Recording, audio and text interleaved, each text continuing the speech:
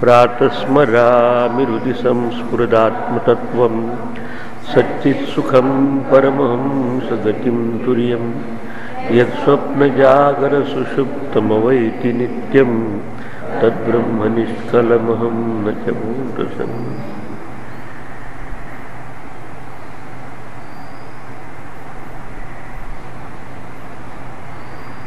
यद्भासा भाष्यतेर्कादी भाष्येर्यत्पुनः भाष्यते येन सर्वमिदं भाति तद्ब्रह्मेत्यवधारयेत्। संपूर्ण विचार यात वेदांतानुसार उपनिषदानुसार असल्यामुळं त्या ब्रह्माचं दोन प्रकारचं निर्देशन केलं होतं. एक त्याचं तटस्थ लक्षण, दुसरं स्वरूप लक्षण. दुसऱ्या कुठल्या वस्तूचा आधार घेऊन त्या वस्तूचं निर्देशन करण्यावर तटस्थ लक्षण. दुसऱ्या कुठल्याही वस्तूचा अवलंबन न घेता सरळ सांगायचे की वस्तू काय ते म्हणतात स्वरूप लक्षण. तसं दोन्ही प्रकारे वर्णन करून ते ब्रह्म आहे. ते ब्रह्म काय कुठे आकाशात बसले नाही, तुमच्या आमच्या सगळ्याच्या हृदयातच आहे, जे आपल्या तिन्ही अवस्थांना प्रकाशित करतं, जागृत स्वप्न सुषुप्तीला. तेच ब्रह्मांडाच्या संपूर्ण उत्पत्ती स्थिती लयाचं देखील प्रकाशक आहे. जे आपल्या नेत्राच्या मागे चैतन्य आहे तेच सूर्याच्या मागे असलेले चैतन्य आहे. म्हणून जे अक्षी पुरुष आहे, अक्षी म्हणजे डोळ्याच्या मागे पुरुष, तोच आदित्य मंडलस्थ पुरुष आहे. जे त्या पिंडाच्या मागे जो साक्षी आहे तोच असं सांगून शेवट त्याचं स्वयंप्रकाश रूप सांगितलं 61 श्लोकात, की तो सगळ्याला प्रकाशित करतो पण त्याला कोणी प्रकाशित करू शकत नाही. याचं कारण स्वयंप्रकाशत्वात तो स्वतःच प्रकाश स्वरूप असल्यामुळं प्रकाशाचा अर्थ ज्ञान. प्रकाश म्हणजे हिरवा, पिवळा, तांबडा घेऊ नका काही. यद भाषा, आणि हे अगदी त्या उपनिषदाच्या भाषेनुसार आहे. कठोपनिषदात अशात आलं की न तत्र सूर्यो भाती न चंद्र तारकम नियमा विद्युत भांती. त्याला सूर्य नाही प्रकाशित करू शकत नाही, चंद्रमा नाही, तारक नाही किंवा अग्निही नाही. मग का बरं हा अग्नी नाही बघा. तमेव भांतमनुभूती सर्व, या सगळं सूत्र आलं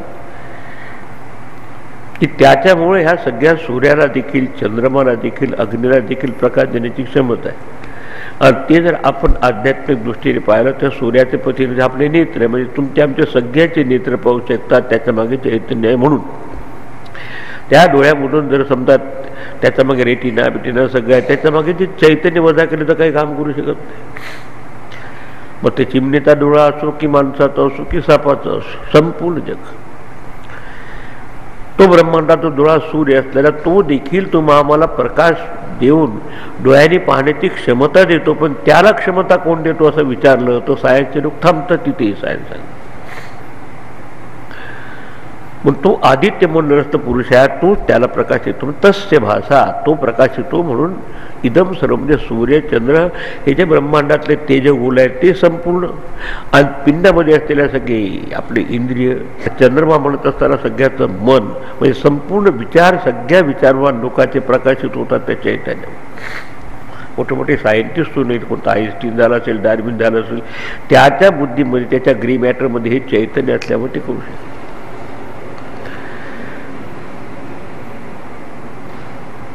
आणि त्याला म्हणजे बुद्धी देखील त्याला प्रकाशित करू शकत नाही. त्याचं मनाचं प्रतीक आहे चंद्रमा. त्याचं अग्नी ही जरा व्यापक केली, त्याचंच तत्व इथे आत्मबोधात सांगितलं आहे. जो आत्मा आहे तेच ब्रह्म आहे, दूर नाही काही. येणं सर्व मिदम भाती, की ज्याच्यामुळे सगळं प्रकाशित होत असतं ते स्वयंप्रकाश स्वरूप जे जे स्वसंवेद्या आत्मरूप आहे. तसं आजकाल लॅम्प पोस्ट असतो त्यात तो सगळ्याला प्रकाशित करतो. त्याच्या याच्यात कोणी चांगलं काम करतात, कोणी वाईट काम करतात, तर ज्याचे त्याने भोगत बसतं. म्हणजे आपल्यामध्ये असलेले हे आत्मतत्व किंवा ब्रह्मतत्व त्याच्या सन्निधी मात्र कोण आपली बुद्धी विचार करते, मनामध्ये भावना येतात, इंद्रियाच्या द्वारा सगळं परसेप्शन होत असतं. पण त्याच्यावर याचे काहीही परिणाम होत नाही हे सांगायचं. म्हणजे कधी कधी असं वाटतं की सगळे जी वस्तू त्याच्यामध्ये व्यापक आहे ती तिथे लिप्त होते. मग एवढं परमात्म्यापासून लिप्त होत नाही की नाही, इतकं असून आता पुढे सांगत आहे की तो जरी सर्व तो देखील सर्व प्रकाशक आहे, सर्व व्यापक आहे, तरी पण तो सगळ्याहून अलिप्त आहे, वेगळा आहे. पुढे सांगा त्याचा पुढच्याचं सांगणार. त्याच्या आधी एक श्लोक आणखी, की एवढ्यावरच आपण थांबायचं नसून आपल्यामध्ये जे आत्मतत्व आहे ते सगळ्यामध्ये आत्मतत्व आहे, याला म्हणतात सर्वात्मभूत. तो आता पुढच्या 62 श्लोकात सांगत आहे. स्वयंतर्बहिर्व्याप्य भासेन अखिलम जगत ब्रह्मप्रकाशते वन्नी प्रतप्ता यशपिंडवत. हे वैशिष्ट्य आहे, अनुभवाची गोष्ट असल्यामुळे एक एक दृष्टांत देऊन उदाहरण देऊन सांगत. इथे आता दुसरा प्रश्न येतो की जे सगळ्याला प्रकाशित करतं मग कशाने, कुठे कुठे व्यापक आहे, कुठे सापडे, सर्व व्यापक आहे. त्याचं सर्व व्यापकत्व या श्लोकामध्ये निर्दिष्ट. स्वयं जो स्वतः जे आत्मतत्व आहे, अंतः आणि बही, आत आणि बाहेर व्याप्य असून, सगळ्यामध्ये व्यापक असून, आणि भासेन अखिलम जगत, हे संपूर्ण जगत. जगत म्हणजे गच्छेती ती जगत, जे जग जग जग जग जग म्हणून बदलत आहे त्याचं जगत, संपूर्ण जगत. मग दोन्ही प्रकारचं घ्यायचं. बाह्य जगत म्हणजे आपल्या इंद्रियाच्या द्वारा अनुभवलेले शब्दस्पर्शादी, आणि आंतरिक जगत म्हणजे मन आणि बुद्धीने अनुभवलेलं भावना आणि विचार. ही यथा पिंडे तथा ब्रह्मांडे, संपूर्ण ब्रह्मांडामध्ये त्याचं वर्णन झालं की असं हे जे आत्मतत्व आहे ते स्वयंप्रकाशित असून ते परमात्मा, ते सर्व विश्वाला बाहेरून आणि आतून व्यापून टाकलं. स्थिरचर निकर व्यापुनी दशांगुले उरला पुरुष एवेदकम सर्वम यद्भूतमेच. आणि उत अमृतत्वस्य ईशान, म्हणजे स्वर्गलोकातले देवता लोकांच्या मागे देखील तेच चैतन्य आहे, त्याच्यामुळे त्यांचं सगळं. सहस्र शीर्षा पुरुषा सहस्राक्ष सहस्रपाद. पुढे म्हणतात सभूमी विश्वतो वृत्वा, विश्वता म्हणजे सर्वतः या सगळ्या जगाला व्यापून, अत्यतिष्ठ दशांगुलम, पण व्यापून तोच राहिलाच आहे. म्हणजे त्याला हा नारायण हा परमात्मा गमावला गेला नाही, सगळ्यामध्ये व्यापून.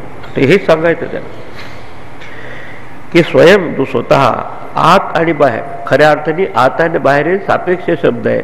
जसं घटाकाश, घटामध्ये आकाश आहे म्हणतो तो कुठे आहे, बाहेरही आकाश आहे, आतही आकाश आहे, सगळ्या कणाकणामध्ये आकाश.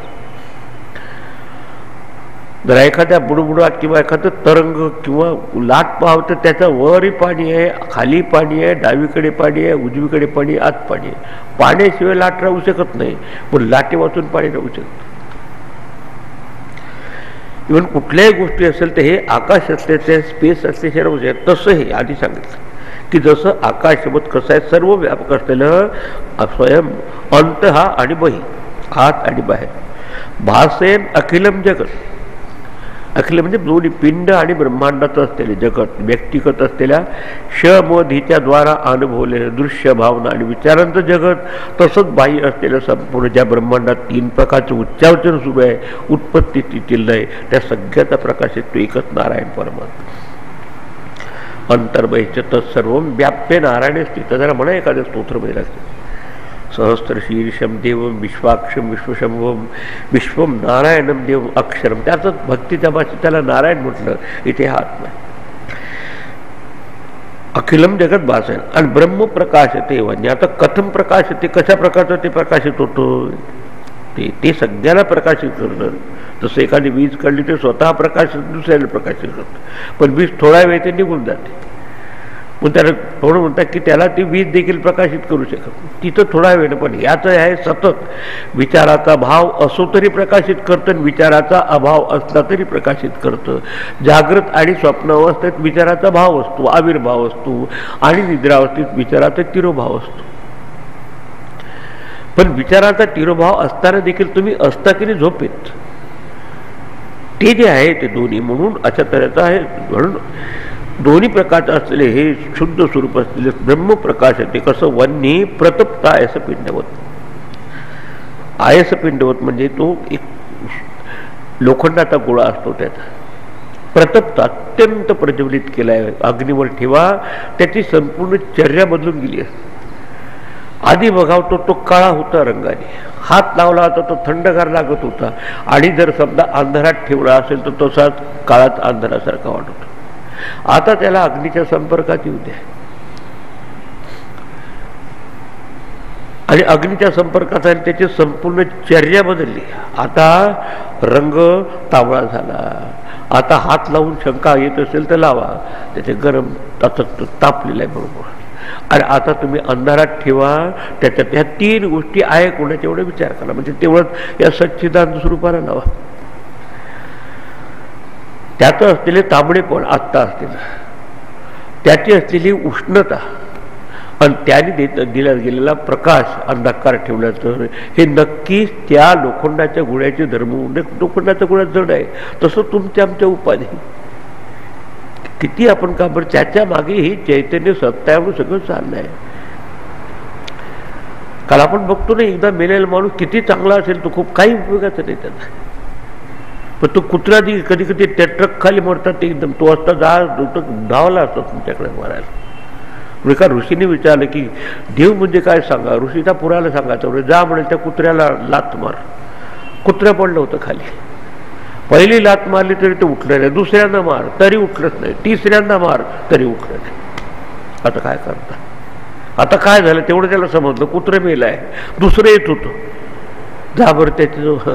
तसं हे आपलं हे कुत्र उपाधीचं हे त्याच्यामुळे म्हणतोय किती तुम्ही डायनॅमिक असा, विचारात असा, पण कोणी दिलं तुम्हाला शक्ती. हे सगळं जण आहे, त्याच्यामुळे सुरू आहे.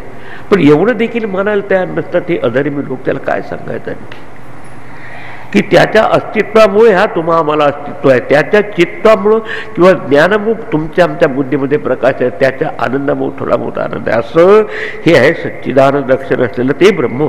तर ब्रह्म याचा अर्थ आहे सत्यम ज्ञानम अनंतम ब्रह्म. सत्यम ब्रह्म, ज्ञानम ब्रह्म, अनंतम ब्रह्म. त्याला एका शब्दात म्हटलं सच्चिदानंद स्वरूप असलेले परमात्मा. ते कसं आहे, प्रकाश ते वन्वी प्रतप्त आहे असं पिंडवत. जसं त्या लोखंडाचा गुळा परितोक्त झाल्यानंतर त्याचे सगळे गुणधर्म कोणाचे असा जर विचार केला तर तुम्हाला उत्तर मिळतं की त्या लोखंडाचे स्वतःचे नव्हे, त्याचं तांबडेपण, त्यात असलेली उष्णता आणि त्याची प्रकाश म्हणतात. तसंच आपल्यामध्ये असलेली सत्ता, त्याची असलेली चित्ता आणि आनंदता त्या नारायणाची, त्या परमात्म्याची. आता त्याला भक्तीच्या याच्यात नारायण म्हटलं आणि ज्ञानाच्या याच्यात त्याला आत्मा म्हटला, ब्रह्म म्हटलं. फरक काही पडत नाही. आणि म्हणून या प्रकृतीला जड म्हटलंय. किती जोपर्यंत प्रकृती बरोबर हे चैतन्य नसतं तोपर्यंत ते देखील उत्पत्ती करू शकत नाही. म्हणून ज्ञानेश्वर माऊली त्या अमृतानुभवात म्हटलं आहे की जेव्हा तो शिव झोपतो तेव्हा ही त्याची मिसेस शक्ती शिवा जगाला निर्मिती करते. विचित्रच वाटतं. आणि जेव्हा ती झोपली म्हणजे त्याच्या भावात हे राहत नाही तेव्हा हा जागा होत असतो. याचा अर्थ आहे की जेव्हा ते देहाचं दुघाचं तादात्म्य झाल्यामुळे सगळ्याची निर्मिती होते. आणि तेच आपल्या याच्यात अर्धनारी नटेश्वराच्या जागेत हे अभिन्न आहे त्याची शक्ती. आणि तिथून जरी निर्मिती होत असली तरी त्याच्यामुळे होत. मग आता ते पिंडातलं जगत असो की ब्रह्मांडात अखिलम जगत, याचा अर्थ दोन्ही की ते प्रकाशित करून आत आणि बाहेर एकच राहून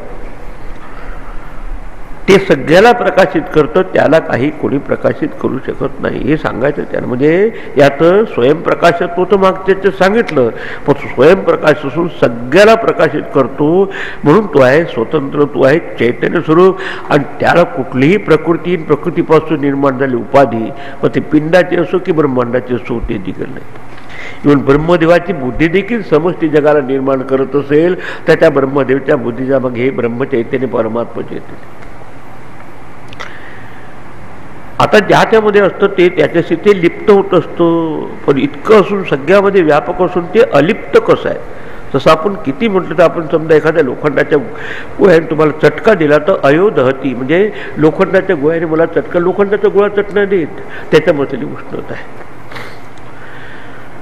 आता ते असं सर्व व्यापक जर आहे तर त्याच्यावर आपण म्हटलं तर त्याच्यावर काही विकार होतो का. ते इतक्यामध्ये राहून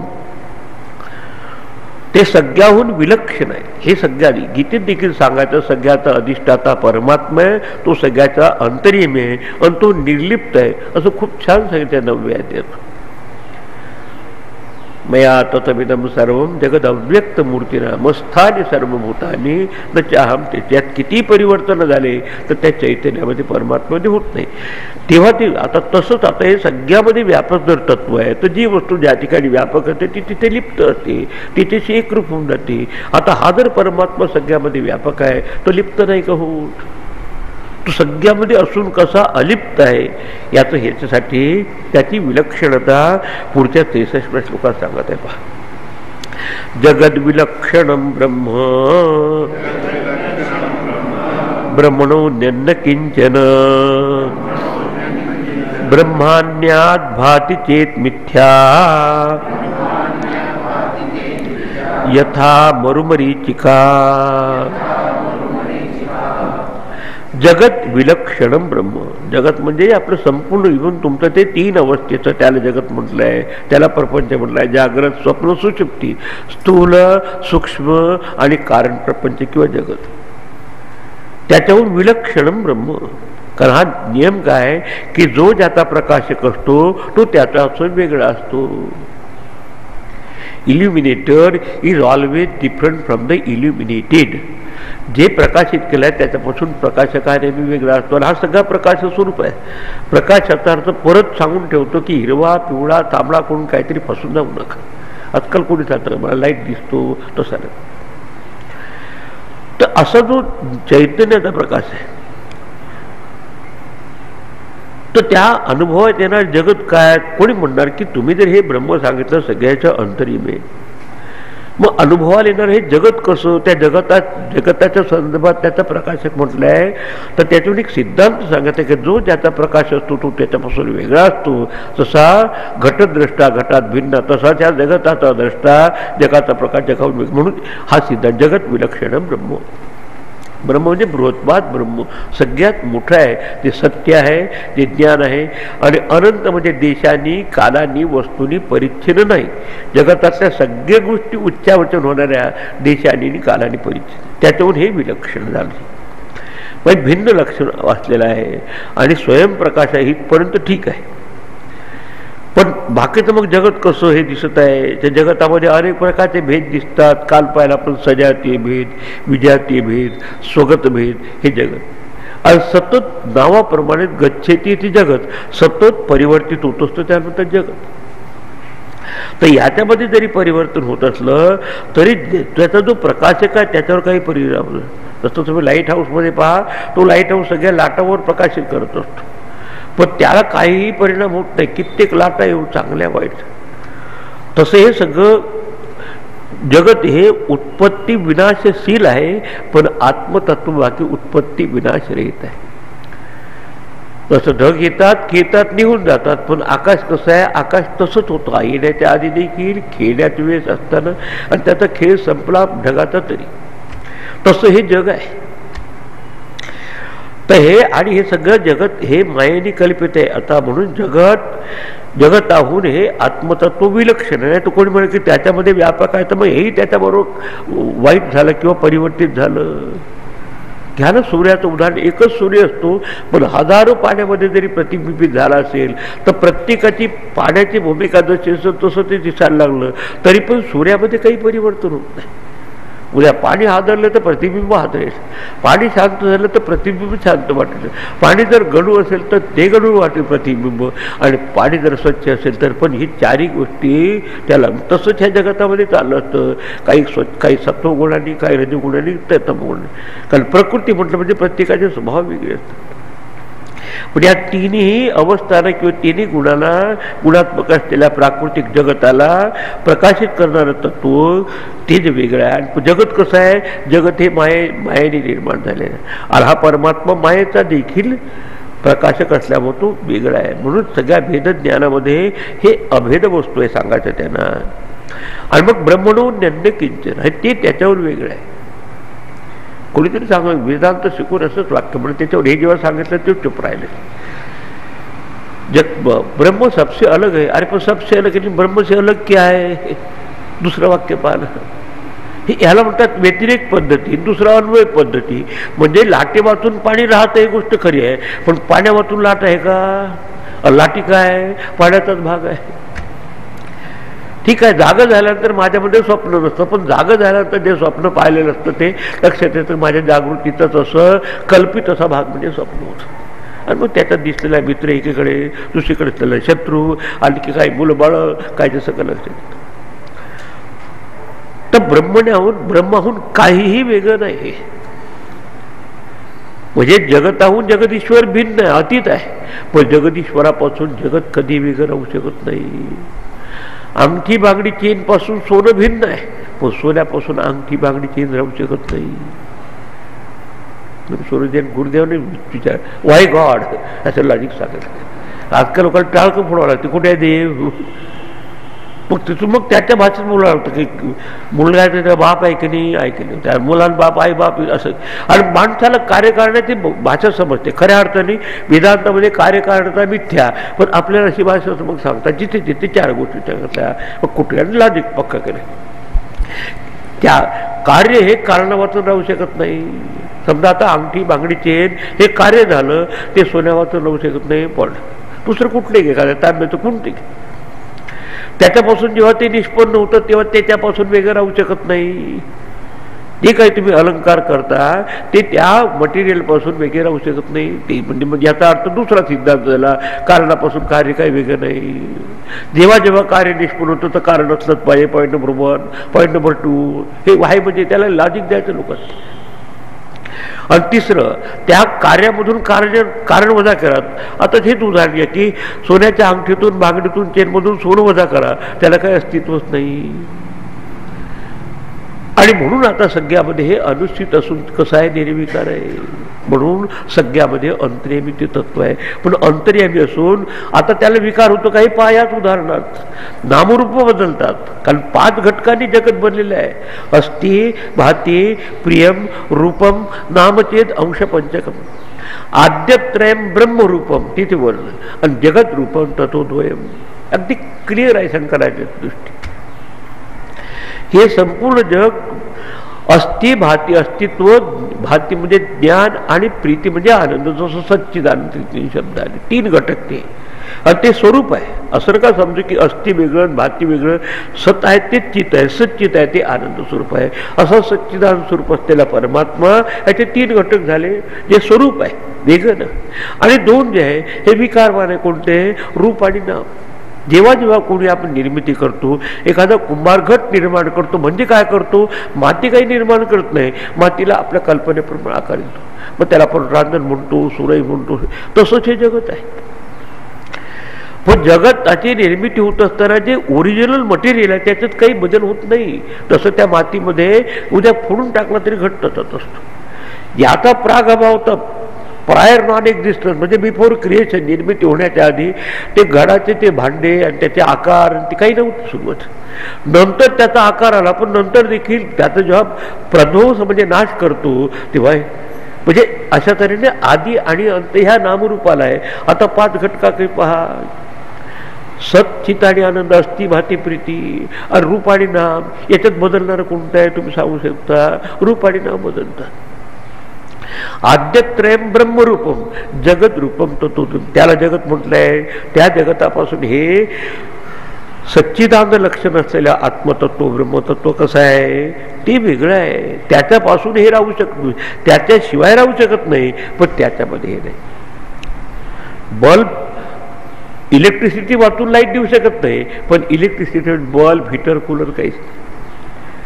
आणि म्हणून त्याच्यामध्ये असून देखील ते निर्लिप्त आहे. ब्रह्माज्ञात भातीच्या. आणि कोणाला जर असं दिसत असेल की ब्रह्मा पद्मापासून वेगळं काय, तर मिथ्या यथा मरु मरीचिका. ब्रह्मा व्यतिरिक्त जर कशाचं अस्तित्व कोणाला दिसत असेल तर ते मृगजळाप्रमाणे खोटं आहे. आणि मृगजळामध्ये त्याचं अधिष्ठान आहे वाळवंट. आणि वाळवंटात आपल्याला जसे आकार दिसायला लागतं, जणू काही पाणी आहे वगैरे. आता त्याकडे पाहणारे 2 माणसं असतात, ज्याला पूर्ण दृष्टी आहे की हे मृगजळ आहे, इथे ते मिराज वॉटर, ते काही खरं नव्हे बस. दुसऱ्याला ते त्यातून हे समजलं नाही, तो त्याच्या मागे धावतो आपले कपडे भिजवा. तसं आम्ही सगळं आयुष्यभर जगाच्या मागे धावत असतो, पण ज्याच्यामुळे सगळं करतं त्याच्याकडे लक्षच राहत नाही. म्हणून जर इतकं करून कोणाला न समजता जर ब्रह्माज्ञात भातीचे मिथ्या ब्रह्माहून काहीतरी वेगळं आहे असं कोणाला असेल तर सांगायचं यथा मुरमुरीची का घेते देखील ना सत्वे विद्युतो भावा ना भाव विद्यते सदा. हे सत्वस्तू आहे त्याचा कधी अभाव होत नाही आणि जे अविद्यमान वस्तू आहे ते कधीही कायमचे राहू शकत नाही हे सगळंच आहे. तर म्हणून ते यात म्हणजे केवळ आभासात्मक आहे. मग आता जगाचा आणि परमात्माचा संबंध कसा आहे अध्यारोपित संबंध आहे त्याच्यावर सुपरिम्पोज केलेला आहे. आणि त्यासाठी आपल्याला उदाहरण देतात की मूळ वस्तूमध्ये परिवर्तन न होता परिवर्तन दिसणं त्याला म्हणतात अध्यारोप किंवा आभास.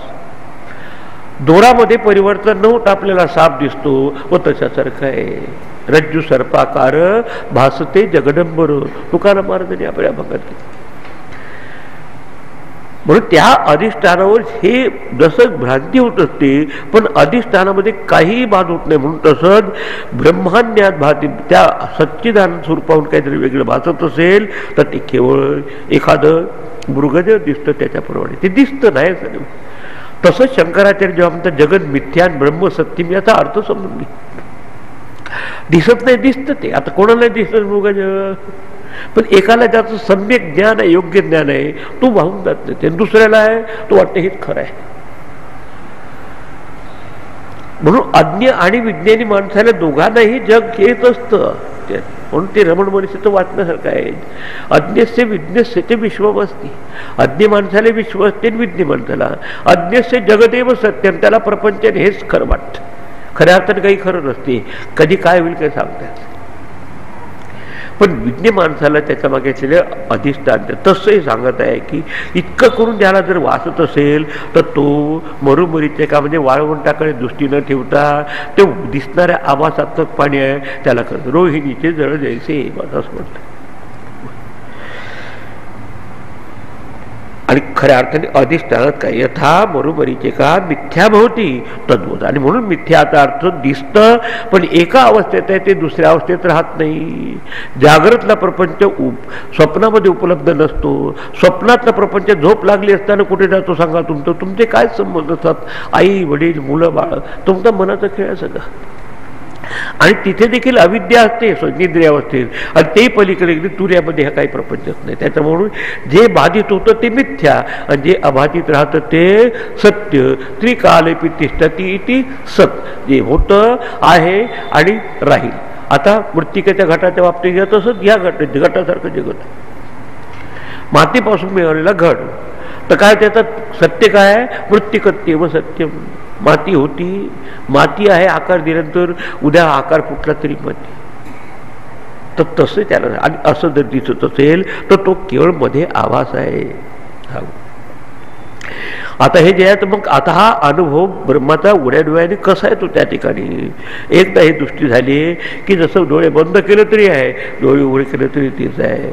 ते सगळं जे तुम्ही पाहता ऐकता हे संपूर्ण जगत त्याच्याशिवाय राहू शकत नाही. मागे म्हटलं होतं की व्यवहारच तदन्विता.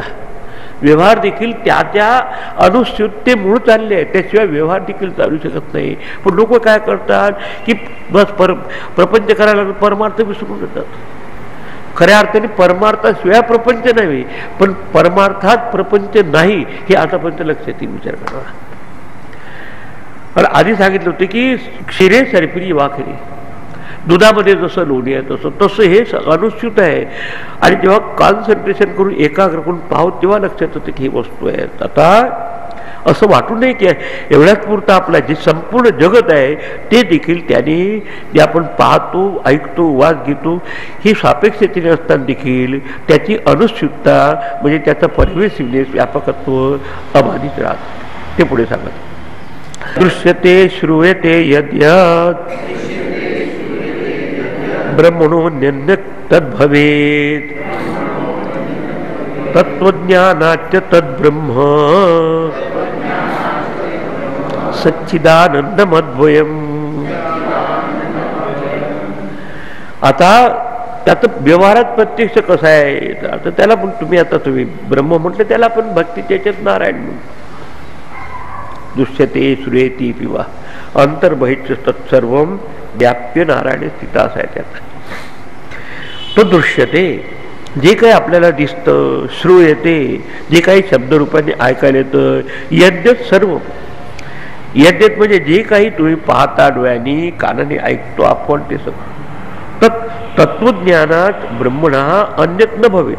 मागच्या श्लोकाचा संबंध लावा की त्या परमात्म्यापासून परमात्म्यावर आभासिक होणारं मायेने किंवा मनाने हे वेगळं राहू शकत नाही. आता मग हा देखील खेळ तसा चाललो आपल्या सापेक्षतेने असताना व्यवहारात की ते आपण डोळ्यांनी पाहत असतो, कानाने ऐकतो, ते सगळं जे काय यज्ञ ब्रह्मणून अन्य तर ब्रह्मण हा अन्यत न भवेत. ब्रह्मापासून तत्वज्ञानाच्या दृष्टीने पाहिलं असताना त्या ब्रह्मातून दुसरे काहीच नाही. तत्वज्ञानाचे तत्ब्रह्म आणि हे त्या तत्वाच्या दृष्टीने पाहिलं तर सगळे हे ब्रह्मच आहे. म्हणजे नुसतंच आत्मपुरतं दृष्टी न ठेवता सर्वम खलविदम ब्रह्म असं तद्ब्रह्म सच्चिदानंदम अद्वयम.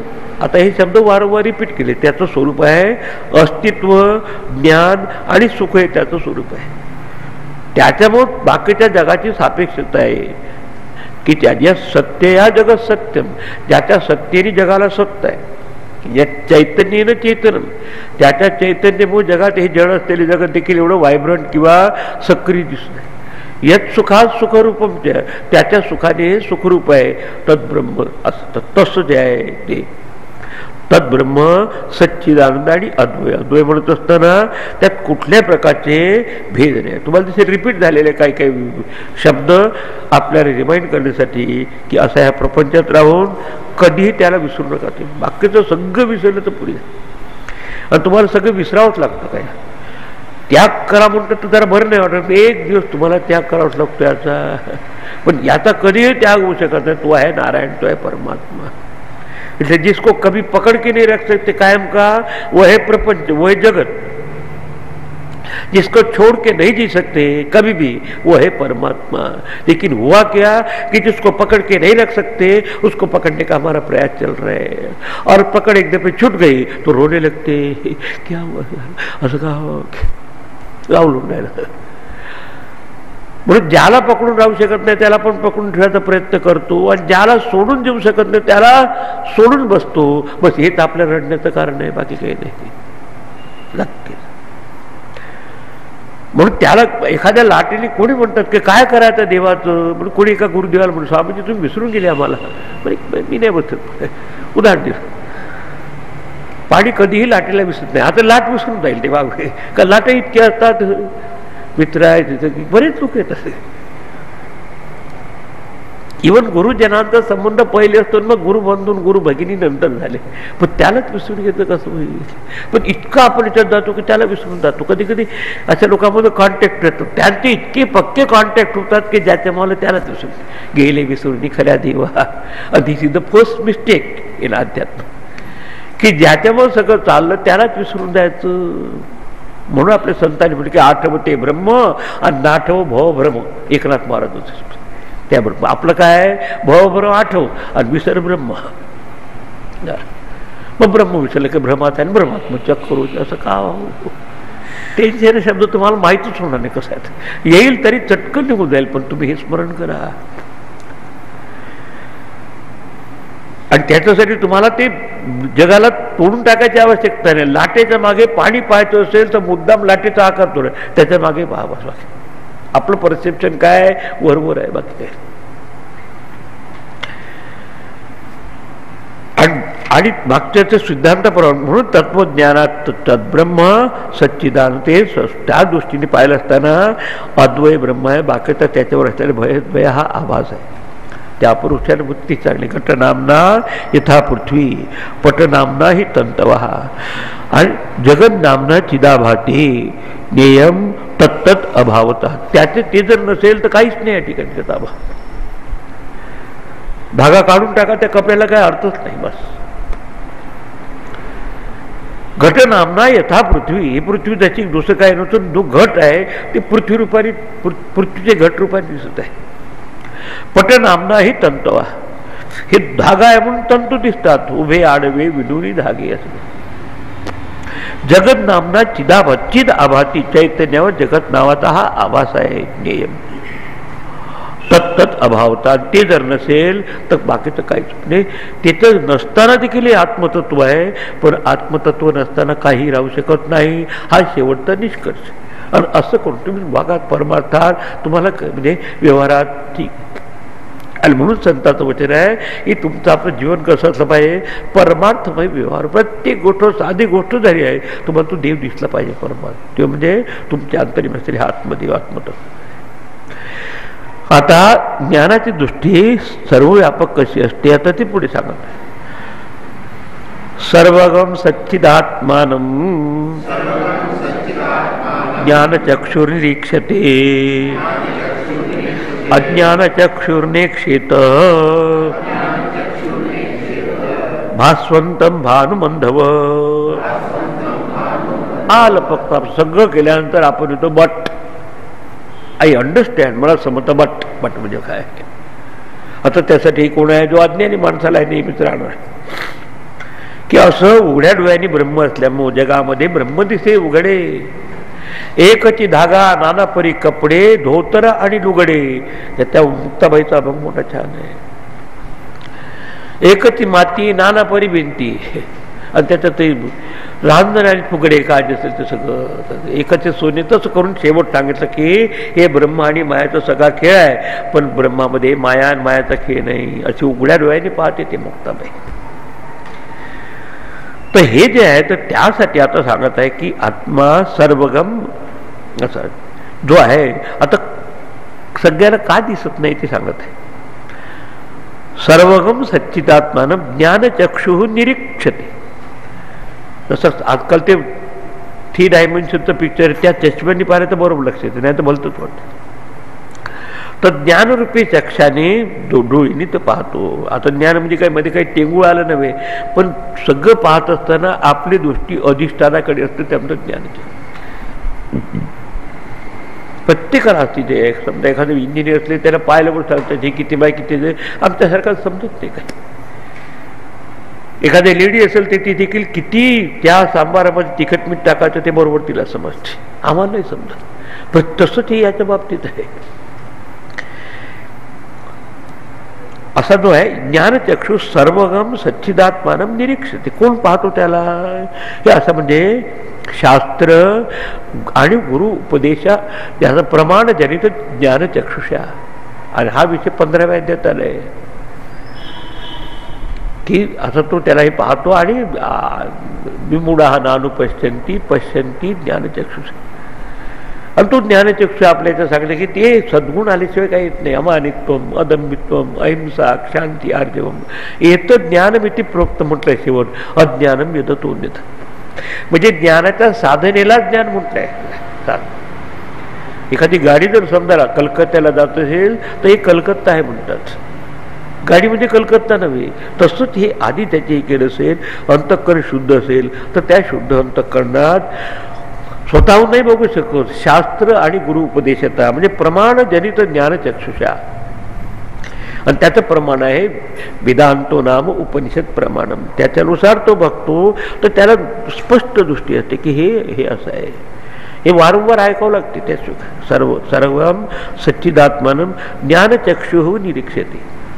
ज्ञानचक्षुनी तो त्यातून तो पाहत असतो, दिसतो. आणि आता कोण बघू शकत नाही. अज्ञानचक्षुर न इक्षेत.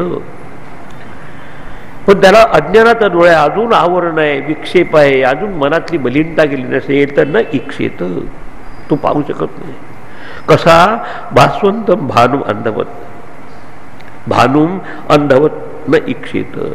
तसं अंधा असल्या माणसाला काय सूर्याचा काय दिसणार सांगा. किती नाच केला अंधाचं सुद्धा. बहिऱ्या माणसासमोर किती वाचली की त्याचं काय काल रातचा गोंधळ बरा होता म्हणतात. तसं आहे ना. तसंच ते हे दृष्टी हे झालं बाहेरचं पाहण्यासाठी ह्या इंद्रियाची आवश्यकता आहे. हे नसताना देखील सूरदासासारखे डोळे नसताना देखील पाहू शकतो. तर ज्ञानचक्षु याचा अर्थ इंग्रजीत नव्हता आय ऑफ इंट्युशन. ट्युशन बाहेर नाही येत असते, इंट्युशन आतून. केव्हा जसं अंतःकरणाची शुद्धी असेल. त्यासाठी उदाहरण देतात की 4 आंधळे त्या हत्याकडे पाहतात. आधीचे संस्कार असतील त्याच्यामध्ये एखादी प्रत्येकाला हत्तीकडे पाहून एकच भाग सांगितला. तर शेपटीला हात लावला, काय म्हणजे हत्ती हा दोर आहे म्हणजे जा दुसरं गेलं नाही. त्याच्या दुसऱ्या पायाला हात लावला, हत्ती हा खांब आहे म्हणतो दुसऱ्या. तिचा म्हणतो त्याने काना हात सूप आहे म्हणतो तो, आणि वरून हात फिरवतो भिंत आहे म्हणतो. आता काय झालं तसंच आहे. म्हणजे जोपर्यंत त्या दोरावर दिसणारा बुद्धीवर तर असलेलं आवरण दूर होत नाही तोपर्यंत दोरीला दोर आपण जाणत नाही. आपण साप म्हणतो, 4-5 म्हणतो त्याच्याकडे 4 प्रकारचे विवाद म्हणतो. एकाला त्या ठिकाणी पुष्पमाळ दिसते, फुलाची माळ दिसते, तर ते चुकीचं ज्ञान आहे. दुसरं म्हणतो नाही नाही तिथे क्रॅक आहे म्हणजे भूछिद्र आहे, तो म्हणतो तू क्रॅक आहे. तिसरा म्हणतो नाही तिथे केन पडलेलं आहे म्हणजे लकडी पडली आहे, तो थांबतो नाही तिथे. आता कोणाचं करायचं सांगा बरं, का बरं का तिथे गडबड आहे म्हणून नाही इथे म्हणजे अज्ञान चक्षुचे. आता अज्ञान हे 2 प्रकारे काम करतं आपल्यावर. म्हणजे बुद्धीवर आवरण घालतं आणि मनामध्ये विक्षेप करतं, तिला अज्ञानाला म्हणतात माया. की त्या दृष्टीने जर पाहत असेल तर आज दुगड्या डोळ्यात दिसत असून देखील तसा सूर्य आहे, पण अंधाऱ्या माणसाला सूर्याचं दर्शन होऊ शकत नाही. बहिरा आहे पण खूपच चांगलं संगीत चाललं असेल तर त्याला काही उपयोगच नाही. तसं हे जे आहे बाहेरचं तसंच हे ज्ञानचक्षुषा पश्यन्ति. गीतेत ते सांगते विमूढा नानुपश्यते विशेषेण मूढा. सर्वसाधारण मूर्ख ठीक आहे, पण ते सगळं समजून दे ज्याला जोपर्यंत ही दृष्टी प्राप्त होत नाही तो विमूढा. ज्ञानचक्षुषा पश्यन्ति. पश्यन्ति म्हणजे ते आपलं स्वरूप. आणि म्हणून रामकृष्ण परमहंसाकडे जेव्हा विवेकानंद गेली, तुम्ही पाहिलं का देवाला? म्हणजे तुला पाहतो तसाच पाहता, आणखी काय सांग.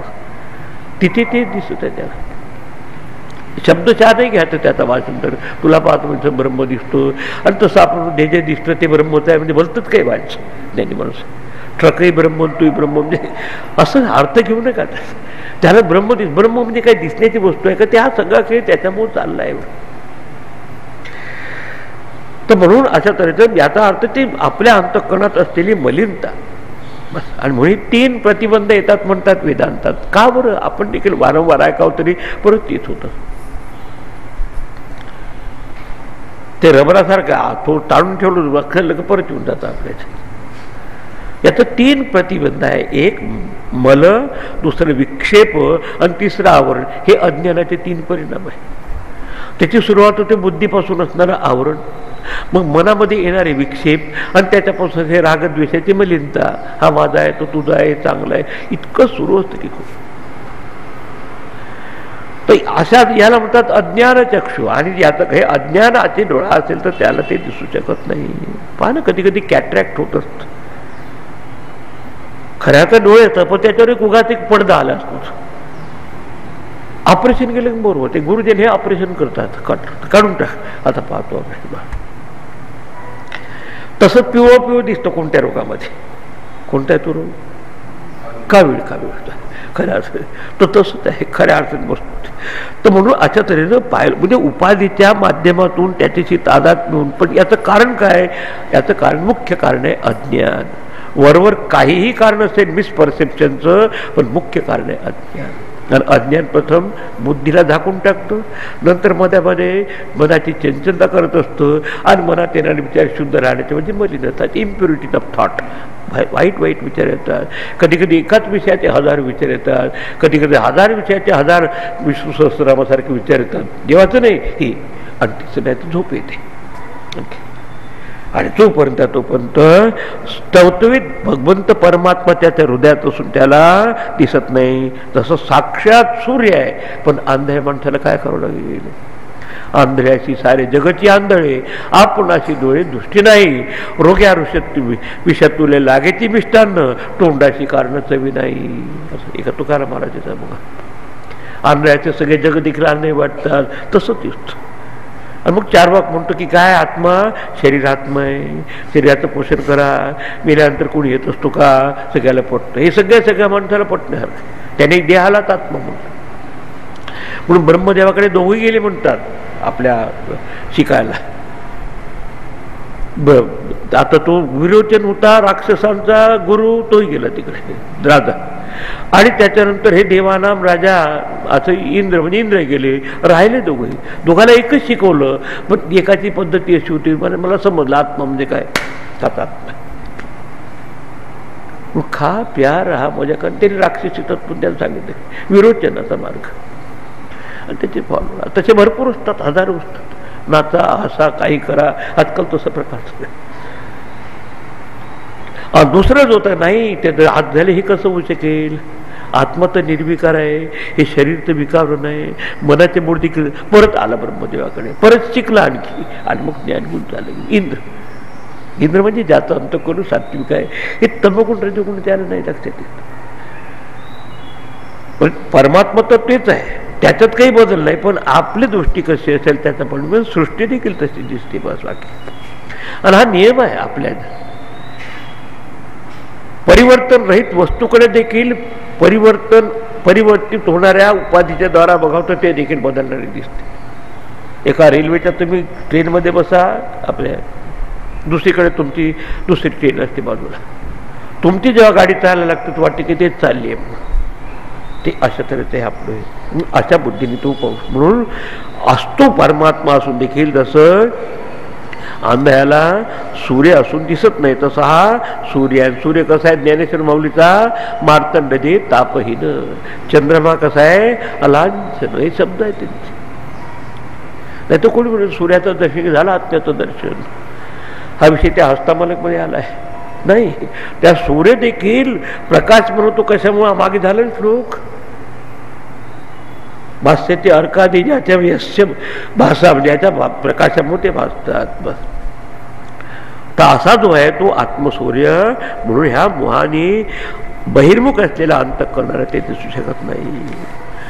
आणि आपलं मन कसं आहे? नेहमी बहिर्मुखच असतो. त्यात विधात्यानेच आपल्याला निर्माण करत असताना मॅन्युफॅक्चरर डिफेक्ट होऊन टाकला. परांची खाणी व्यतृणात स्वयंभू असं म्हटलं त्या कठोपनिषदात. आपले जे इंद्रिय आहे ते बहिर्मुखच आहे, बाहेर गोष्टी बरोबर जमतात. 2-4 तास कसे जातं समजत नाही, पण अशासारखं चिंतन करायचं म्हणजे अवघडच वाटतं. काही म्हणतात माझ्या डोक्यावरून जाते लागते. आता तुम्हाला दिसते बरेच व्हरायटी येऊन जातं, त्याचं काय करावं? व्यतृणात स्वयंभू म्हणजे त्या ब्रह्मदेवानी आधीपासूनच तुमचे इंद्रिय बहिर्मुख केले. जसं मॅन्युफॅक्चर डिफेक्ट असतो त्याच्यात एखादं, मग त्या कंपनीला पाठवते ते. तसं हे मॅन्युफॅक्चरने आपल्या इथे डिफेक्ट केला. कसं? नेहमी बाहेर येतो. तस्मात परांग पश्यती न अंतरात्मा. त्याच्यामुळे हा माणूस बहिर्मुख होऊन बाहेरच पाहतो, अंतरात्मा पण कश्चित धीर आहे. आता हे ज्ञानचक्षु, प्रत्येकात्मान मैक्षत आवृत्य चक्षु अमृतत्व मिच्छेद. अमृतत्वाची इच्छा करणारा त्याला मनाला तिथून बाहेर न विड्रा करून आपल्या स्वरूपाच्या चिंतनात जातो. कोण? ज्ञानचक्षु म्हणजे अंतःकरण शुद्ध झालेला, त्याचा अनुभव घेतो. अनेक प्रकारचे चक्षु आहे, याला म्हणतात चर्मचक्षु. आजकाल ते दुर्बीन काय एक्सरे चक्षु. चक्षु याचा अर्थ प्रमाण. आणि अनेक प्रमाण आपल्या याच्यात खूप हा विधान त्याच्या बाबत अर्धा तास घेतो. याला म्हणतात प्रत्यक्ष प्रमाणाने वस्तू दिसतात डोळे कान करून. पण परमात्मा प्रत्यक्ष प्रमाणाचा विषय नव्हे. कारण काय की तो सगळ्या डोळ्याला प्रकाशित करणार, डोळे काय पाहणार. दुसरं अनुमान प्रमाण. नाही आपल्याला ज्ञान व्हायचं असेल प्रत्यक्षाने तर आपण अनुमानाने ज्ञान करतो की यत्र यत्र धूम्रहा तत्र तत्वन्नी. जिथे ते धूर आहे तिथे अग्नी आहे. कसं? आपण अग्नी नाही पाहिला, पण धुराकडे पाहून अनुमान कशाचं केलं? इथं कोणी आलं तुमचं नातू किंवा कोण पुतल्या, तो तुमची चप्पल पाहून म्हणतात ज्या ती चप्पल खाली ठेवली आहे त्या अर्थी आजोबा इथे बसले. चप्पल म्हणजे आजोबा नव्हे, पण चप्पलीकडे पाहून आजोबाचं अनुमान. हे दुसरा प्रकार ज्ञानात. हे काही चालत नाही त्या ठिकाणी. शेवट तिसरा शब्द शब्द प्रमाण. कधी कधी नाही आपण प्रत्यक्ष डायरेक्टली पाहत किंवा अनुमान नाही, पण निरोप येतो. समजा तुम्ही इथे आहे आणि तुमचा मुलगा किंवा पुत्र्या ती न्यूयॉर्कमध्ये आहे, ते हाऊस फोन आला की झालं मुलगा झाला पेढे. पाहिलं का तुम्ही? कशाने ज्ञान झालं तुम्हाला?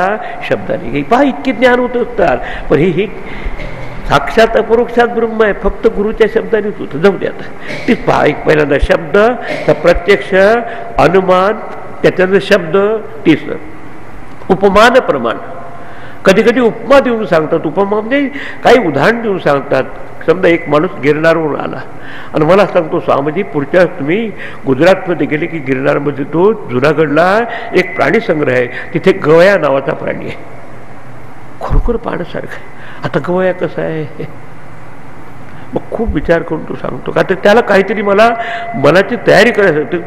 गव्या गाईसारखं आहे, गाय नव्या, फक्त गाईला शिंग असतं, त्याला शिंग नाही, आणि त्याच्या पाठीवर एक पट्टा दिसतो. आता एवढं नॉलेज मला झालं दृष्टांतानी. सिमिली म्हणजे उदाहरण दिलं. तिथे जातो तो ससा आहे, त्याला म्हणणार का गवया? कारण दोन गोष्टीचं सादृश्य असल्याशिवाय उदाहरण उपमा देऊ शकत नाही. मग ससा असले तो नेती, साप असेल तर नेती, झेब्रा असेल तर नेती, कोबरा असेल तर नेती, असं. आत्ता मग बाय डोळ्यासमोर दिसायला कोणतं? गाईसारखा प्राणी. बाजू तेवढं इसको क्या कहते? गवय. कसं झालं ज्ञान? उपरी शब्द बरे, प्रत्यक्ष, अनुमान, शब्द, उपमान, त्याला अर्थापत्ती. अर्थापत्ती म्हणजे प्रत्यक्ष पाहायचं ऑब्जेक्ट आणि मग प्रिझम्पशन करायचं. एखादा माणूस म्हणतो की 15 दिवसापासून मी खातच नाही काय. शरीर पाहायचं तर चांगलं पूर्वीसारखं दिसतं व्यवस्थित. याचा अर्थ काय आहे की दिवसा खात नाही पण रात्र भोंगते, असं आहे ना. त्याच्या शरीराकडे तुम्ही पाहू शकता थ्रू प्रिझम्पशन. असं झालं. आणि 5वे जे प्रमाण आहे ते अनुपलब्धी, वस्तू नाही आहे हे जाणणं देखील ज्ञान आहे. मला शेपटी नाही हे ज्ञान आहे. किंवा निद्रेमध्ये अभाव असतो, त्या अभावाला देखील जाणं. असं जे आत्मतत्व आहे ते कोणत्या चक्षुने जाणणार? ज्ञान चक्षुषा म्हणजे प्रमाणजनित सद्गुरूच्या आणि आपल्या शास्त्राच्यानुसार उपदेश असेल तेव्हा त्याला लक्ष येईल. नाहीतर मग काय होईल? असं असून देखील लक्षात येईल. कारण तो प्रत्यक्ष प्रमाण साक्षात अपरोक्षात ब्रह्म आपलं स्वरूपच आहे. आणि ते फक्त यानेच कळतं. आपल्या शास्त्र गुरुपदेशतः स्वतः तुम्ही जागावं. पुढे चला आता. आणि मग त्याचं साधन कोणतं हे सांगितलं पाहिजे. आता भैरवीमध्ये शेवट होत आहे, त्याचं साधन सांगा तुम्ही. श्रवणादिभिरुद्युक्तः ज्ञानाग्नि परितापितः जीव सर्व मलान्मुक्तः स्वर्णवद्योत ते स्वयं. ठीक आहे, समजलो. आता ते प्रमाण कसं घ्यायचं, कसं प्राप्त करू ज्ञान? तर त्याच्यासाठी पहिला साधन आहे श्रवणादिभी उद्दीप्तः ज्ञानाग्नि. श्रवण मननाच्या द्वारा उत्पन्न झालेला ज्ञानरूपी अग्नी. आपल्या गीतेत म्हटलंय ज्ञानाग्नी सर्व कर्माणी भस्मसात कुरुतीत.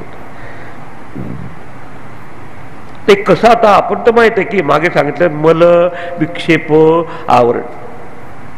आता मलिनता आपण दूर होऊ शकते बाहेरच्या साधनेने. कोणतं? की आपण जर काम निष्काम भावने केलं, सेवेने केलं ईश्वराच्या गुरुसाठी, आपलं अंतःकरण शुद्ध होतं. हळूहळू रागद्वेष कमी होतात. मलिनता. विक्षेप असेल तर उपासना केली, देवाचं नामस्मरण केलं, भक्ती केली, विक्षेप दूर होतात. पण शेवट राहतं आवरण. म्हणजे आपल्याला शांतीसारखा अनुभव येतो पण ही शांती काय समजत नाही. तर त्याच्यासाठी महावाक्याचं श्रवण बोलिले, महावाक्याचा जप न बोलिला पण त्याचं श्रवण करायचं गुरुपासून. म्हणून पहिला आहे श्रवण आदिभी. मग त्याचं श्रवण म्हणजे नुसतं ऐकणं नव्हे, म्हणजे मनाचा कान करून ऐकतं त्यानंतर श्रवण. बाकीचं हिअरिंग म्हणतात, ते कोर्टात चालतं त्याच्याप्रमाणे. मरतपर्यंत त्याचा निकाल लागत नाही, मेल्यानंतर सांगतं की याला फाशी दिली ते असं. तर ते तसं नाही. म्हणून श्रवण शब्द महत्वाचा आहे असं. आणि खरोखर जर मनापासून श्रवण केलं तर श्रवणेचं मुक्तता. जर आपलं अंतःकरण शुद्ध असेल आणि गुरुजनांचे शब्द कानावर पडले आपल्याला लगेच जागृती होते. भागवतात देखील म्हटलंय की भगवंत देखील आपल्या हृदयात प्रवेश करतो. त्याचा पहिलं प्रवेशद्वार आहे श्रवण. वाणी गुणानुकथने श्रवणो कथाया म्हणजे की आपलं तुमचं तोंड दिलाय फालतू बडबड करण्यापेक्षा देवाचं नामस्मरण, त्याचं गुणगान करायचं. श्रवण कशा देईल देवानी? श्रवण सुने दे सुन ज्ञान रे हरी भजनुक मान. हे असं करून त्याला श्रवण आधी दाखवत. आम्ही श्रवण करतो पण हे श्रवण कशाचं? हे आत्मतत्व. त्याच्यापासून उद्दीप्त प्रज्वलित झालेला कोणता अग्नी? ज्ञानरूपी अग्नी. त्यात परितापित. कधी कधी शुद्ध जर सोनं करायचं असेल तर पहिल्यांदा किडाळलेलं असतं त्याला काहीतरी, पण त्याला काय करतात? तापवतात. आणि तापून तो नको असलेला भाग काढून टाकतात. तसंच वारंवार श्रवण. दुसरी प्रक्रिया मनन, निदिध्यासन. आणि उपनिषदेच्या अनुसार एक एक स्टेटमेंट सांगा. आत्मावा अरे द्रष्टव्य श्रोतव्य मंतव्य निदिध्यास. आत्म्याची जर दृष्टी प्राप्त करायची असेल श्रवण करा, मनन करा, निदिध्यासन करा आणि आपल्या स्वरूपाच्या स्थितीत इन्व्हॉल्व इन टू लिसनिंग. पहिल्यांदा इन्व्हॉल्वमेंट पाहिजे आणि दुसऱ्याच्या त्याचा आपल्याला expose to what you are listen to. जे काही ऐकलं आहे त्याला मनाचं एक्सपोजर, त्याला म्हणतात मनन. आणि तिसरी गोष्ट commit to what you have come to understand. जे काही तुम्हाला समजलं त्याच्या बाबत ते मी आहे याला म्हणतात. एक पहिला श्रवण, दुसरं मनन. कारण श्रवण आधी म्हणत असताना बाकीचं साधन आहे. श्रवण साधन याचा अर्थ काय, नुसतं आपलं एक अध्याय होतं नाही, ते बाकीचे जे दिवस राहतात ते तुमच्यासाठी अभ्यास करायला असतात. श्रवण मनन आणि निदिध्यासन याच्यातून निष्पन्न झालेला अग्नी उद्दीप्ता म्हणजे प्रज्वलित झाला. कोणता अग्नी? ज्ञानाग्नी परितापता. ज्ञानरूपी अग्नीने उष्ण केलेलं. कारण त्याला पहिल्यांदा पिरगावं लागलं. कुठं ते अलंकार असतात त्याला, आणि त्याच्यात बरीच काही बोलली. तर तसा हा जीव अज्ञान कलुषम जीवम, मागे म्हणलं ज्ञानाभ्यासाधी निर्मलम. त्याला निर्मळ करायचं असेल तर तो जीव आज मलिन झाला आहे. कधी मला आहे, कधी विक्षेप आहे, कधी आवरण आहे. आता वारंवार मला आणि विक्षेप तर दोन साधने दूर होतात. कोणते? निष्काम कर्मयोग आणि उपासना किंवा भक्ती करून. पण शेवटचा जो भाग आहे तो वारंवार त्याला श्रवण करून आवरण दोष देखील दूर होतो. कसा? सर्व मलान्मुक्त सुवर्णवत द्योतते स्वयं. उदाहरण दिलं सोन्याप्रमाणे. तसं सोनं मग बिलकुल जे 100% प्युअर होत असतं ते, त्याचं सगळं बाकीचं त्याचं किराळपण किंवा त्याला जे दागिले पण असतात ते काढून टाकतात आपण. तसा हा वारंवार श्रवण करून, म्हणून म्हणतं की शुद्ध अंतःकरणाने हा वेदांत हा श्रवण करायची हा विषय आहे. कुठपर्यंत? आजीवित मरतपर्यंत याचं चिंतन पाहिजे आपल्या. तेव्हा उद्या मरायची जरी वेळ आली तर ती आपल्या मनात तेच येईल.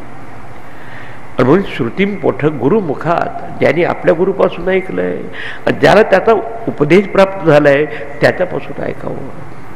दोन्ही गोष्टी असल्या पाहिजे त्याच्यात. एकतर शास्त्राचं ज्ञान, तेव्हा आपल्याला समजून सांगू शकतात काय, आणि शिवाय त्याच्याबरोबर ब्रह्मनिष्ठता.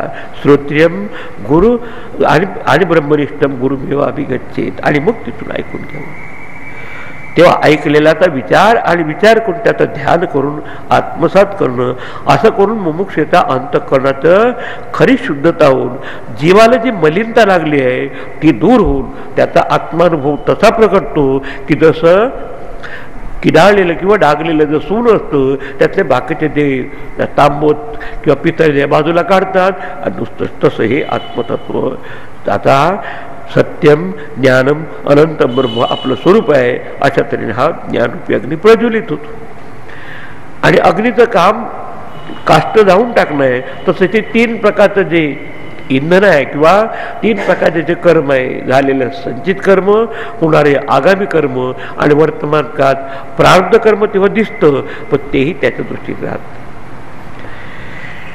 अशा तऱ्हेने हा ज्ञानरूपी अग्नी आहे प्रज्वलित. पुढे पहा आता ते आहे कुठे त्याचा साक्षात करायची जागा, ती काही बाहेर कुठे द्यायची आवश्यकता आहे, तुमच्याच हृदयात आहे सांगतं. त्याचा ॲड्रेस, त्याचा पिनकोड नंबर, त्याला फोनने कॉन्टॅक्ट कुठे करायचं पाहतो. सगळं झालं म्हणजे शंकराचार्य वाटतं की आता कोणी जिज्ञासू विचारतात कुठे त्याचा अनुभव करू. बोला चला आता. पुरा का शोधितो ह्यात्मा बोधभानु तमोपहृत सर्वयापी सर्वधारी भाती भासे ते खिलम. आता हे कुठे आहे? हृदाकाशोदिता, हृदय रूपी आकाशात. हृदय म्हणजे हे कार्डिओग्राम काढतात ते नका. हा माणूस निर्हृदय आहे. इंग्रजीमध्ये हार्टलेस. हार्टलेस याचा अर्थ त्याला हार्ट ठाम काम करतं, पण कोणाबाबत दया नाही, कधी प्रेम नाही, कधी सहानुभूती नाही, कधी सेवा. असा जर असेल बिलकुल तर याच्या उलट तिथे प्रेम आहे, दया आहे, करुणा आहे, मुदिता आहे, असं सद्भाव हृदयात आहे. त्यात ही इथे हार्टफुल म्हणजे प्रेम असलेला माणूस. तर अशा हृदयाकाशात हे खरोखरच उदित हा तमोपवृत की हा कोणता आता काय उदिता काय बोधभानू. बोध म्हणजे ज्ञानरूपी सूर्य, ज्ञान मार्तंड ज्ञान सूर्य हा आपल्या शुद्ध भाव असलेला हृदय आकाशात प्रगटतो. आणि काय जसा सूर्य प्रगटला तर काय करतो, अंधाराला दूर करतो.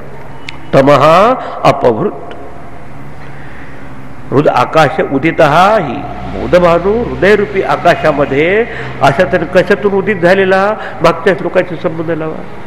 कसं तर हे ज्ञानाचं पडत नाही. श्रवण मनन निधिध्यासन याच्यातून उद्दीप्त झालेला अग्नी म्हणजे ज्ञानरूपी अग्नी. आता अग्नीच्या ऐवजी दृष्टांत कसे दिला, बोधभानू ज्ञानरूपी सूर्य हृदयात उदय झाला असताना. बाकीचा सूर्य काय उदय असतो त्याला अस्तमान असतं. हा सूर्य एकदा उदित झाला सद्गुरूच्या कृपेने, त्याचे अस्तमानाची जया आडनाव नाही, परत जात नाही. बोधभानू हे आत्मा तमहा अपवृत्त हृदयाकाशामध्ये असलेला इवन विज्ञानमय कोश आणि आनंदमय कोशाचा देखील प्रकाशक असलेला आत्मा तो अंधकाराचं अपहरण करतो. म्हणजे अंधकार राहत नाही, कारण तिथे प्रकाश आहे, तिथे अंधाराला जागा नाही, नाश करतो. आणि हा आत्मा हृदयाकाशात होतो. आणि मग बाहेर कोण असतो, आत आहे तोच बाहेर, सर्वव्यापी सर्वधारी. असं वाटू नये की नुसतं आपल्या हृदयात असतो. आता जो हृदयात आहे तो सगळ्याला बाहेर प्रकाशित करतो. तसा सूर्याचा स्वभाव आहे, तिथे उदित होतो तिथे तो प्रकाश देतो, पण आजूबाजूच्या सगळ्या परिसराला प्रकाशित करतो. अच्छा, सूर्य जेव्हा आपल्या शहरामध्ये उगवतो तर एका भागात आधी नंतर असं नव्हे. तसंच आपले 5 ज्ञानेंद्रिय कर्मेंद्रिया जाऊन सगळे जे कार्य होत असतात त्याचा हा ज्ञानमार्गाने उदित झाला की सगळ्याला एका स्टेजमध्ये तो प्रकाशित करतो. हा प्रश्न तुम्हाला त्या हस्तामलक स्तोत्रात विचारला आहे की त्यांनी मुद्दाम शंका काढली की एक माणूस हा एका रथावर असला तर दुसऱ्या रथावर बसू शकत नाही. तुमचा सर्व आत्मा तुमचा सर्वधी साक्षीभूतम सगळ्या बुद्धीवर कसा गेला. त्याचं उदाहरण त्या सूर्याचं पण एक आस्पेक्ट सांगत आहे. सूर्य एकच असतो, पण उदित होत असताना एकाच वेळेस शहरातल्या सगळ्या बाजूला प्रकाशित करतो. तसं हे 5 ज्ञानेंद्रियाचं काम होत असताना असो, 5 कर्मेंद्रियाचं कार्य होत असताना असो, 5 प्राणांचं ते कार्य होत असताना असो, किंवा अंतःकरणाचं कार्य चाललं असो, एकच चैतन्य सगळं. हे जसं पिंडामध्ये तोच ब्रह्मांडामध्ये. म्हणून शब्दाच्या का आपल्याला सर्वव्यापी आपल्या आत तसाच बाहेर सर्वधारी. सर्वधारी म्हणजे सगळ्या नामरूपाच्या रूपी असलेला अधिष्ठाता, सर्वव्यापी सर्वधारी सर्वाचा आधार असलेला. जसं पाणी या सगळ्या लाटांचा बुडबुड्यांचा फेसांचा आधार आहे तसा हा आधार आहे, त्याच्यावर सगळा खेळ चालला आहे.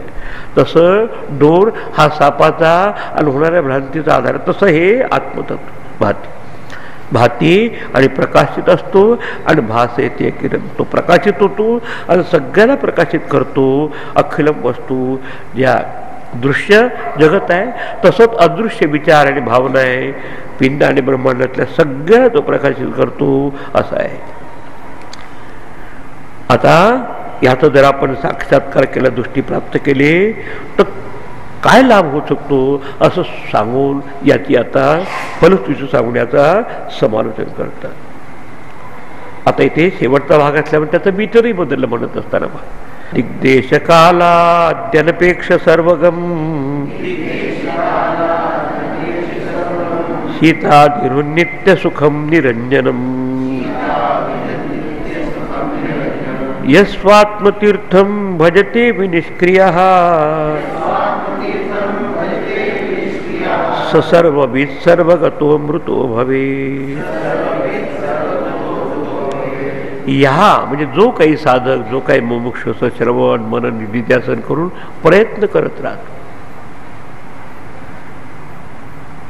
आणि विनिष्क्रियाचा अर्थ कुठल्याही कर्मामध्ये अभिमान, विनिष्क्रियाचा काही करत नाही असं लोक सगळं करत असताना शेवट ऑटोमॅटिकली सगळ्या क्रिया संपतात. म्हणजे सगळ्या तो कर्माच्या अतीत होतो. एका वाक्यात सांगायचं विनिष्क्रिया दिक देश कालादी अनपेक्ष. जो कोणी क्रियाकर्म रहित म्हणजे त्या ठिकाणी क्रिया आणि कर्माचा कुठल्या प्रकारचा अभिमान ठेवत नाही पहिली गोष्ट. नंतर ते कर्म देखील शेवट त्या समाधीच्या अवस्थेत स्वरूपाच्या ठिकाणी सगळं संपुष्टात आलेलं असतं. मग ती अवस्था कशी आहे, कर्मातीत अवस्था आहे. स्थूल सूक्ष्म कर्माच्या पलीकडे. आणि त्या ठिकाणी कसं देश कालादी अनपेक्षा, तिथे देश काल आणि स्थळ याची मर्यादा नाही. 3 मर्यादेने आपलं प्रपंच आहे. निष्प्रपंच वस्तू कशी असली पाहिजे, नक्कीच वेळ काळ आणि स्थळ आणि दिशा विसरून त्या ठिकाणी सगळं राहत आपल्या आत्म्याच्या धारातच निमग्न असेल.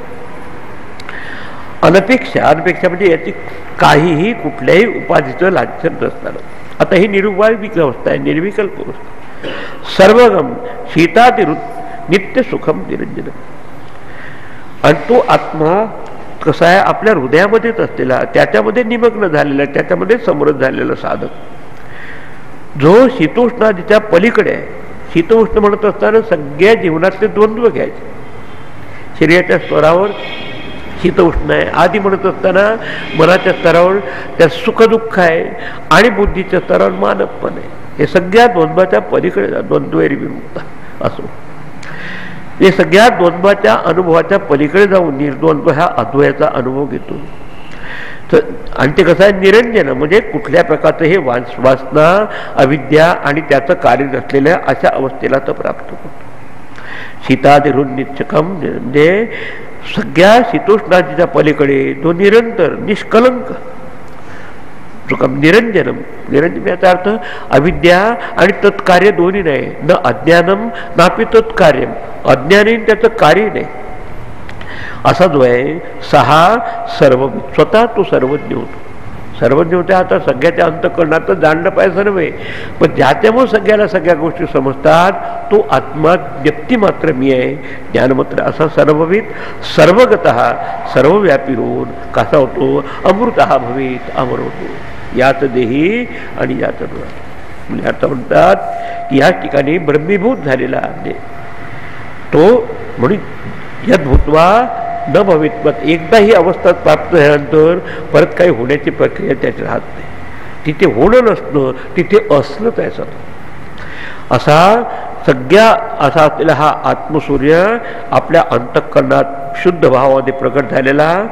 जसा सूर्य बाहेर क्षितिजावर आल्यानंतर अंधकार तिथं राहू शकत नाही, तसं अज्ञानरूपी अंधकार आणि तत्कार्य त्या सगळ्याचं असं विनाश करून आपल्याच्यात हा प्रकट झालेला सूर्य, तो जाणणारा, तो साधक किंवा तो ज्ञानी सत्पुरुष आहे, तो सर्ववेद सर्वगतः अमृता भवेत. हा लाभ आहे. कोणी विचारतो काय मिळणार आम्हाला, नोकरी केली तर पैसा मिळतो महिन्याच्या महिना, कामं करून तर कधी सही करून देखील, धंदा केला तर माणसाला काहीतरी करता येतं, याच्यात काय, मनाला काढा परमात्माकडला ही प्राप्त. आणि याच्यासाठी तुम्ही आम्ही जीवन घेतलं, तुम्ही बाकीचं सगळं मिळवा, तुम्हाला शेवट मनामध्ये गुजू राहीलच. हे सगळी संपूर्ण बस की अशा तर ह्या पूर्ण अवस्थेला तो प्राप्त होतो. इथेच जीवनात त्याला कृतकृत्य येते आणि मग अमर होण्यासाठी नंतर परलोकात जायची आवश्यकता नाही, इथेच बस. त्याच्या त्या भिद्यते हृदयग्रंथी छिद्यंते सर्व संशया क्षीयंते चास्य कर्मानी तस्मिन दृष्टी परावरे. हा पर आणि अवरे आत्मा हा परमात्मा आहे अशा तऱ्हेने वारंवार याचं चिंतन करून जाणत असेल तर त्याच्या हृदयाच्या तिन्ही गाठी सुटतात. अविद्या, दुसरं काम आणि कर्म. अविद्या म्हणजे अज्ञान, त्याच्यातून निष्पन्नाऱ्या वेगवेगळ्या प्रकारच्या कामना आणि कर्म करतो न करतो याच्या पलीकडे जातो. ही अवस्था त्यात निरंजन अवस्था. म्हणून त्याला म्हणतात अलख निरंजन. अलख म्हणजे अलग, निरंजन त्याचं वेगळ्या अवस्था. पुस्तक तुम्ही ठेवून टाकलं थोडा त्रास देतो. पहिला श्लोक वाचायचा असतो शेवट. कशासाठी की आता आत्मबोधाचा क्लास संपला तर जरा त्याचं रिव्हिजन करा, किती महत्त्वाचं आहे सगळं सारांश. चुपचाप कोणाला दाखवत बसू नका, नाही तर टीका करतील, आतापासून काय आत्मबोध वाचतो रे. आणि कुठे मेद नसेल तर त्या बाथरूममध्ये इंडिया मॅजिक वाचण्याच्या ऐवजी वाचा आता आणखी, त्याला काय हरकत. उलट त्या ठिकाणी जास्त वैराग गेल तुम्हाला की समजेल की काय आहे झालं. आणि म्हणून त्यासाठी सुरुवात, जिथे क्लास संपतो तिथे इथे अध्यापन संपलं शिकवणं, आता अध्ययन सुरू झालं. त्याच्यासाठी आपली संस्कृती आहे की पहिला श्लोक सगळे एकत्र वाचतात. काढा पुस्तक कॅरीबॅगमधून आणि वाचा पहिला श्लोक म्हणा. तपोनी तपोभीक्षीण पापानां शांतानां वीतरागिणां मुमुक्षूणाम अपेक्षोयम आत्मबोधो विधीयते। रोगला एक श्लोक वाचायचं होता रोज, एकदा रिव्हिजन आणखी दोनदा करा, तीनदा केला तो लक्षात येईल की श्रवण झालं, मनन झालं आणि त्याचे काही श्लोक पाठ करा. पाठ दाखवू नका त्याला. झालं. ओम पूर्णमदः पूर्णमिदं पूर्णात् पूर्णमुदच्यते पूर्णस्य पूर्णमादाय पूर्णमेवावशिष्यते. ओम शांति शांति शांति. हरि ओम. श्री गुरुभ्यो नमः. हरि.